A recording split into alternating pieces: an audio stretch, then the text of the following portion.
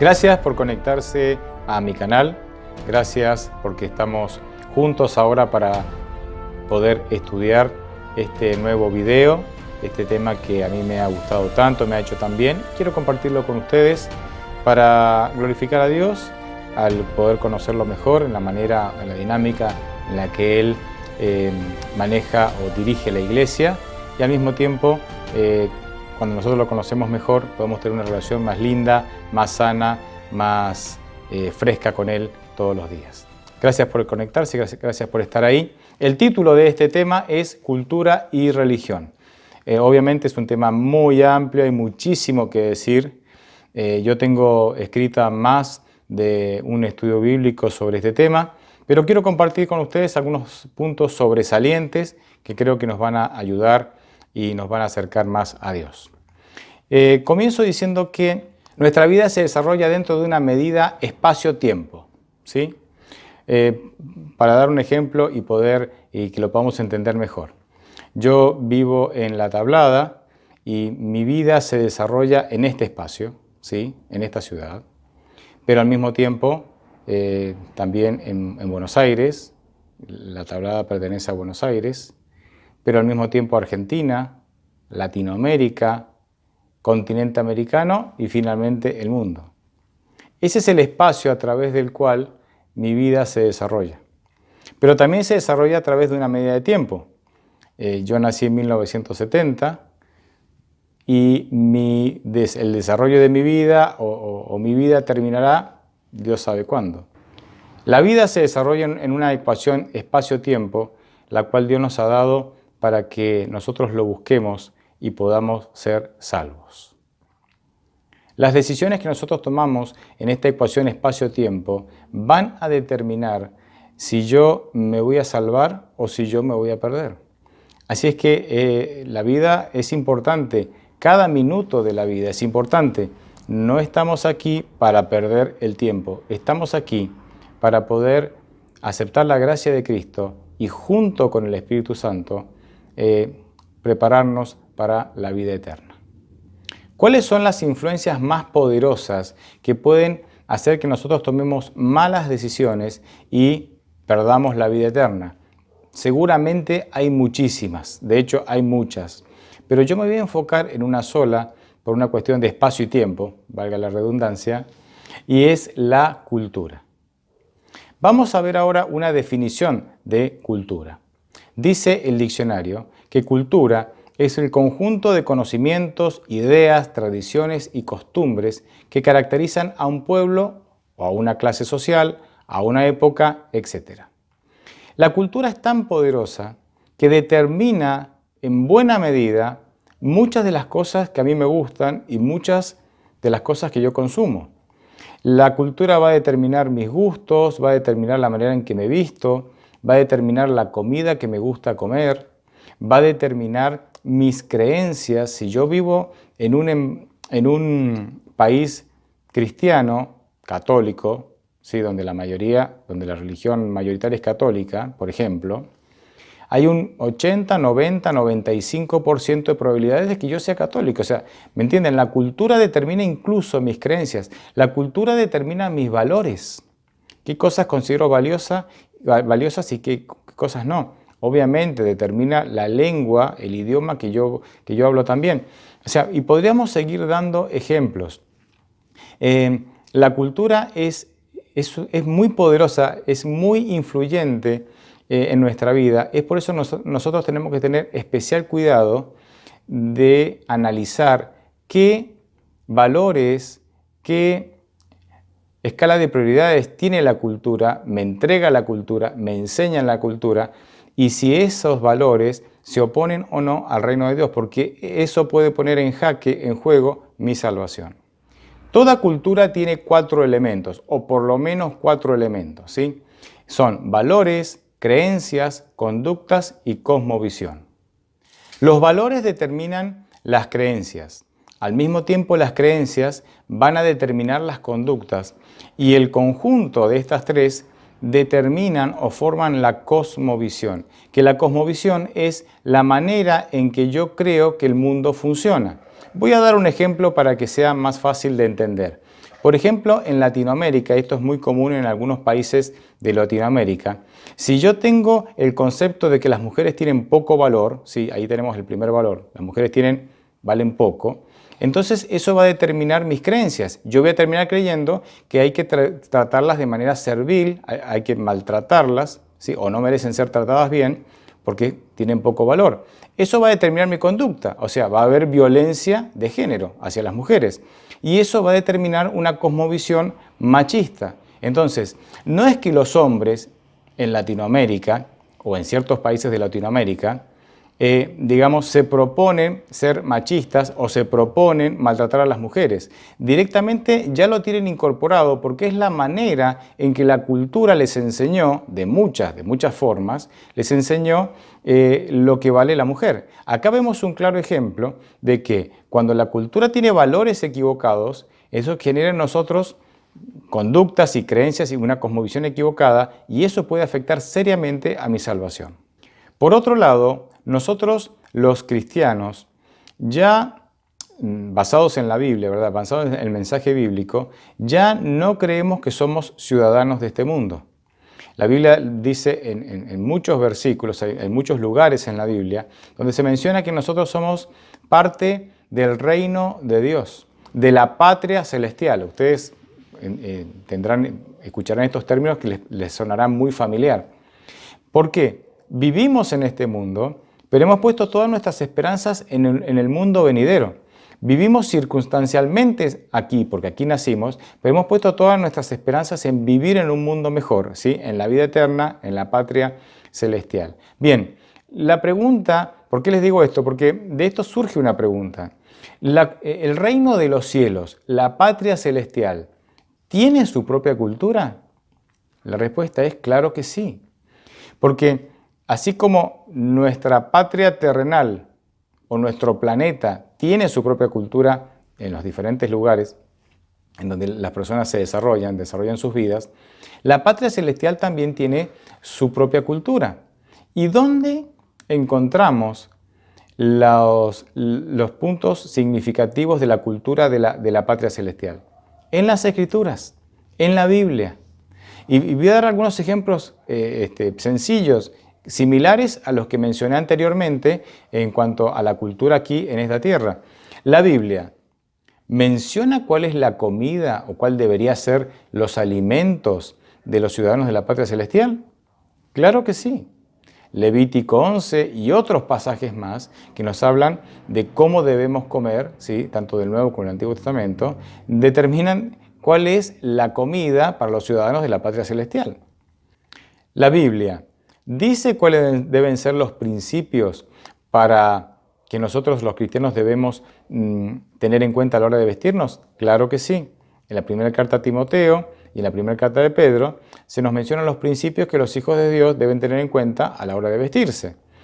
Porque los ciudadanos de la patria celestial tienen principios de vestimenta diferentes a los ciudadanos de esta tierra. Y así la Biblia va a determinar también cuáles son los valores de la cultura celestial, cuáles son la escala de prioridades de la cultura celestial. Y cada aspecto de nuestra vida está señalado en la Biblia. Nosotros como ciudadanos del reino de los cielos, aunque todavía no hemos sido trasladados hacia allá, porque estamos esperando la segunda venida de Cristo para trasladarnos con Él, podemos empezar a vivir desde aquí los valores y los criterios, la escala de prioridades, la cultura de la patria celestial. De hecho, Dios nos invita para que nosotros hagamos eso desde ahora. No es que tenemos que abandonar la cultura en la cual vivimos. Todo lo que nuestra cultura encierra, no todo lo que nuestra cultura encierra es malo. Pero hay algunos aspectos que se oponen a los principios del reino de Dios, que eso sí deberíamos estar dispuestos a cambiarlos o a incorporar nuevos conceptos que nuestra cultura no posee. La gran pregunta es, ¿quién influye a quién? Y la respuesta es muy sencilla. La Iglesia debería influir a la cultura. Y tenemos ejemplos históricos y bíblicos sobre este asunto. Miren, cuando la Iglesia nace, ¿sí?, en los primeros 300 años de vida, conquistó, cambió y transformó la cultura de toda Europa. De hecho, en Europa, hablar de civilización vino de la mano de la cristianización. O sea, el cristianismo fue lo que civilizó al mundo europeo. Había muchísimas prácticas paganas que se dejaron de realizar cuando la sociedad europea adoptó el cristianismo. Por ejemplo, las matanzas que se hacían en el circo romano. Por ejemplo, ciertas prácticas paganas que se hacían en diferentes templos, donde habían orgías sexuales y una cantidad enorme de prácticas paganas. La civilización que constituyó dejar de hacer esas cosas bárbaras vino de la mano de la cristianización de la sociedad. ¿Cuál fue el mensaje de la iglesia, de los discípulos? ¿Cuál fue el mensaje del Evangelio que transformó la cultura? Yo ahora voy a leer una serie de versículos en los cuales voy a mencionar cuál fue el mensaje que los discípulos dieron, que finalmente hicieron que, como dije recién, en 300 años se transformara la cultura de continentes enteros, y también cuál es el mensaje de Dios y del Espíritu Santo. Esto es importante porque este mensaje, el corazón de este mensaje, es el que transforma a la sociedad y ese obviamente es el que puede transformar nuestra vida. En el caso de los discípulos, notamos que el mensaje que dieron los discípulos exaltaba a Jesús. Voy a leer algunos pasajes mencionando este tema. Por ejemplo, en Hechos 2:36 dice: «Sépalo bien todo el pueblo de Israel, que a este Jesús, a quien ustedes crucificaron, Dios lo ha hecho Señor y Cristo». 1 Corintios 3:11 dice: «Porque nadie puede poner otro fundamento que el que está puesto, el cual es Jesucristo». Hechos 4:12 también menciona: «En ningún otro hay salvación, porque no se ha dado a la humanidad ningún otro nombre bajo el cielo mediante el cual podemos alcanzar la salvación». Uno más, 2 de Pedro 3:18, dice: «Más bien, crezcan en la gracia y el conocimiento de nuestro Señor y Salvador Jesucristo, a quien sea dada la gloria, ahora y hasta el día de la eternidad. Amén». Como verán, el mensaje de los discípulos, el mensaje de la iglesia primitiva fue exaltar a Jesús y su obra salvadora basada en la gracia, no en las obras. Ese mensaje transformó la vida de tantas personas que alcanzó a todo el mundo conocido de la época.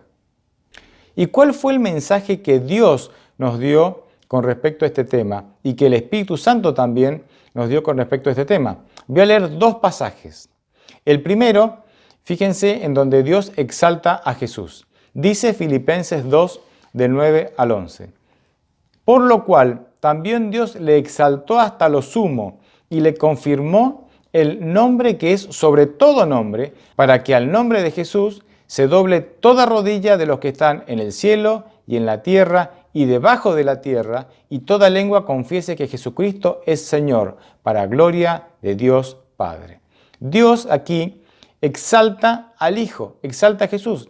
Mismo mensaje que dieron los discípulos. Pero fíjense la tarea del Espíritu Santo. Voy a leer Juan 16, 13 y 14. «Pero cuando venga el Espíritu de verdad, Él os guiará a toda la verdad. No hablará por su propia cuenta, sino que hablará todo lo que oiga y les hará saber las cosas que habrán de venir. Él me glorificará», lo dijo Jesús, «porque tomará de lo mío y se lo hará saber». Que el Espíritu Santo no se exalta a sí mismo. El Espíritu Santo no exalta a Dios Padre. El Espíritu Santo toma de Jesús para exaltar a Jesús. El Espíritu Santo no hizo otra cosa que recordar y hacer efectiva la obra de Jesucristo. Solo cuando el cristianismo llegó a ser parte de la religión oficial del Estado es que tomó una ruta diferente. Pero hasta ese momento, el cristianismo que exaltaba a Jesucristo solo conquistaba nación tras nación, cultura tras cultura. El cristianismo logró modificar y convertir la cultura de la época. ¿Hay algún otro ejemplo en la historia en donde el mensaje de Cristo transformó países y transformó la cultura? Sí, en la Reforma. Para el siglo XVI, cuando Lutero es utilizado por Dios no fue el primer reformador, pero fue utilizado por Dios para dividir la iglesia, ¿sí?, entre aquellos que querían seguir con libertad a Dios y entre aquellos que se conformaban con las tradiciones de la Iglesia, ya el mundo estaba desgastado de una religión basada en tradiciones en donde Cristo no era lo primero y lo principal. La Reforma Protestante introduce un cambio de paradigma, es decir, un cambio de modelo, redescubriendo principios bíblicos y transmitiéndolos a la sociedad y a la cultura. ¿Cuáles fueron las enseñanzas que redescubrió el protestantismo que provocaron un cambio tan radical en la cultura? Volvió a exaltar a Jesucristo y su obra salvadora por gracia. Es bien conocida la historia de Lutero, cuando él iba arrodillado, subiendo la escalinata santa en la Basílica de San Juan de Letrán, rezando el Padre Nuestro, y cuando estaba haciendo esa actividad, vino a su mente un versículo que se encuentra en Romanos 1:17, pero que en realidad es de Habacuc 2:4, donde dice: «Mas el justo por la fe vivirá». Entendió en ese momento que todas sus obras meritorias y todos sus esfuerzos no eran necesarios para salvarse. Él se levantó y salió corriendo de ese lugar. La pregunta que hoy yo me hago con preocupación es: ¿por qué nosotros hoy somos tan influidos por la cultura? ¿Y por qué nosotros, como cristianos, no logramos influir a la cultura? Bien, yo me animo a dar la siguiente respuesta. La cultura, como dijimos anteriormente, tiene 4 elementos: valores, creencias, conductas y cosmovisión. En mi opinión, nosotros fallamos porque al transmitir el Evangelio, y también al vivirlo, porque uno no puede transmitir lo que no tiene, ¿sí? Fallamos al vivir el Evangelio en el sentido de que, en el mejor de los casos, en la mayoría de nosotros, cuando acepta el Evangelio, modifica sus creencias, normalmente a través de buenos argumentos, modifica sus conductas, normalmente a través de reglamentos y reglas que la Iglesia tiene y que está bien, pero no modificamos nuestros valores y nuestra cosmovisión. ¿Qué son los valores? Los valores es lo más importante que hay en nuestra vida. Nuestra vida normalmente gira en torno a nuestros valores. Bien lo dijo Jesús en Mateo 6:21, cuando dijo: «Porque donde estuviere vuestro tesoro, allí estará vuestro corazón». Quiero darles ahora una ilustración, en realidad quiero relatarles un caso verídico muy triste que pasó en nuestra iglesia, que de alguna manera nos enseña que nosotros no estamos exentos de este problema, que nosotros todavía estamos siendo fuertemente influidos por la cultura, cuando debería ser todo lo contrario. En el año 1994, en Ruanda, hubo un genocidio porque la tribu de los Hutus atacaron a la tribu de los Tutsis. Murieron alrededor de 1 millón de personas. Fue algo terrible, realmente fue algo muy lamentable.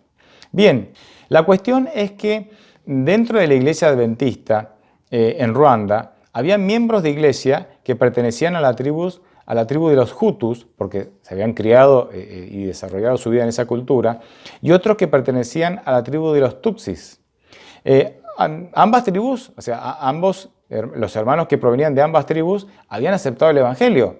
Pero cuando se desata esta guerra civil dentro de Ruanda, este genocidio, nos encontramos con que los hermanos de iglesia adventistas, que eran de la tribu de los Hutus, comenzaron a matar a los hermanos adventistas, sus propios hermanos de iglesia, de la tribu de los Tutsis. Lo interesante, o lo más lamentable en realidad, fue que hubo uno de nuestros pastores, presidente de asociación, y su hijo médico, que trabajaba en una clínica adventista, que tuvieron una muy seria participación en este genocidio. El pastor Elizafán Takirutimana y su hijo Gerald fueron condenados, el pastor a 10 años de prisión y su hijo a 25 años. El pastor ya está en libertad, ¿no? Ya cumplió su condena actualmente, porque estas personas favorecieron y hasta participaron directamente en diferentes matanzas, matando a sus propios miembros de iglesia de la tribu de los Tutsis. Lo que me llama mucho la atención es que estas personas asistían a la iglesia, daban el diezmo, guardaban el sábado, no comían chancho, pero cuando la cultura determinó ciertas conductas, ellos avanzaron obedeciendo a la cultura. Esto quiere decir que el hecho de que nosotros asistamos a la iglesia y seamos aparentemente fieles, no quiere decir que nuestro corazón esté totalmente entregado a Cristo. Muchas veces, y bueno, no tengo que ir a Ruanda para ejemplificar esto, tomé el ejemplo de Ruanda porque es un caso como extremo, pero lo vemos en nuestros días, incluso en nuestras iglesias, cómo nosotros estamos siendo influidos fuertemente en la cultura en cuanto al estilo de adoración, la música, los valores que tenemos, nuestra escala de prioridades, está siendo fuertemente influido por la cultura. Necesitamos desesperadamente un reavivamiento. Y no es que esto, digamos, se me ocurrió a mí. Apocalipsis 3, el mensaje del testigo fiel a la Odisea, que la Odisea es, proféticamente hablando, la iglesia que nos representa a nosotros ahora en el tiempo del fin. El testigo fiel, que no es otro que Jesucristo, le da consejos a la iglesia de la Odisea, a nosotros, para que pasemos por la experiencia de un reavivamiento. ¿Cuál es el mensaje que generará ese reavivamiento? Bien, la respuesta no es muy difícil. ¿Cuál fue el mensaje que generó un reavivamiento en tiempos de Cristo? Exaltar su nombre y su obra salvadora. ¿Cuál fue el mensaje que exaltó un reavivamiento en la Reforma? Exaltar a Jesús y su obra salvadora por medio de la gracia. ¿Cuál creen que va a ser el mensaje que va a generar el reavivamiento en el tiempo final? No será un mensaje protagonizado por las profecías para intentar meterle miedo a la gente. No, la profecía es importante, tiene su lugar, hay que predicarla, pero nunca desconectada de Cristo. En la Biblia, el mensaje que va a generar el reavivamiento final tiene dos nombres. Por un lado, se llama justificación por la fe y por otro lado, se lo llama el mensaje de los tres ángeles. Comparto con ustedes Apocalipsis 14, versículos 6 y 7. Dice lo siguiente: Luego vi otro ángel, el cual volaba en medio del cielo. Tenía el evangelio eterno para predicarlo a los habitantes de la tierra, es decir, a toda nación, raza, lengua y pueblo. Ese ángel decía con fuerte voz: teman a Dios y denle gloria, porque la hora de su juicio ha llegado. Pueden observar que en el versículo 6, el ángel traía el evangelio eterno en su mano. Pero cuando en el versículo 7 él proclama el mensaje del evangelio, lo que proclama es el juicio. ¿Cómo podemos de alguna manera hermanar estos dos conceptos? Que aunque el cristianismo cree que el juicio no tiene nada que ver con el evangelio de amor, es una gran equivocación. Están perfectamente unidos. ¿Qué es el evangelio? El evangelio es Dios regalándome su justicia, lo que la Biblia llama justificación por la fe, y Él me regala su justicia a través de un proceso legal que se llama juicio. Vemos entonces aquí cómo el evangelio, el regalo de la justicia de Cristo, y el juicio están perfectamente hermanados. Es un error tremendo separar estos dos conceptos. Comparto con ustedes algunas citas que hablan sobre este punto.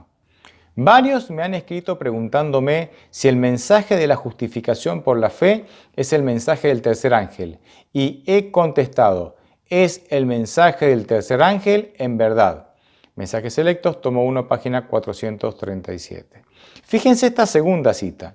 El mensaje de la justicia de Cristo ha de resonar de un extremo de la tierra hasta el otro para preparar el camino del Señor. Esta es la gloria de Dios que termina la obra del tercer ángel. Joya de Testimonios, tomo 2, página 374. ¿Qué es la justificación por la fe? Hay una definición breve que a mí me encanta y está en Testimonio para los Ministros, página 464, y dice lo siguiente. La justificación por la fe es en realidad un principio activo. Se la define como la obra de Dios que abate en el polvo la gloria del hombre y hace por el hombre lo que él no tiene capacidad de hacer por sí mismo. Hoy Cristo nos aconseja que tenemos que volver a experimentar la justificación por la fe. Y aquel que experimenta la justificación por la fe, es decir, Dios haciendo por mí lo que yo no puedo hacer por mí mismo, no se cansa, no deja de anunciar a los cuatro vientos el Evangelio de Jesucristo. Termino con una de las citas más increíbles que más me gustan en todos los años que llevo como cristiano. Se encuentra en el libro La venida del Consolador, página 115. Escriban esta cita, guárdenla, porque para mí es determinante a la hora de que nosotros tomemos decisiones en favor del Evangelio. La cita dice lo siguiente: la oposición fue hecha añicos, se vaciaban los templos paganos y los conversos se multiplicaban por miles. Sin dinero, los cristianos vencieron la confederación de las riquezas que los rodeaban. Sin escuela, confundieron a los entendidos rabinos. Sin poderes políticos ni sociales, probaron ser más fuertes que el Sanedrín. Desprovistos de un sacerdocio, desafiaron a los sacerdotes y su templo, y sin un solo soldado, fueron más poderosos que las legiones de Roma. Así, llegaron a plantar la cruz sobre el águila romana. Impresionante, impresionante. Esto lo hicieron cristianos sin un centavo, sin talentos desarrollados, o sea, sin educación formal. Cristianos sinceros que tenían una sola cosa que hoy nosotros no tenemos. Y no es una cosa. Tenían la plenitud del Espíritu Santo en sus vidas. Ojalá nosotros podamos hoy tener esa misma plenitud.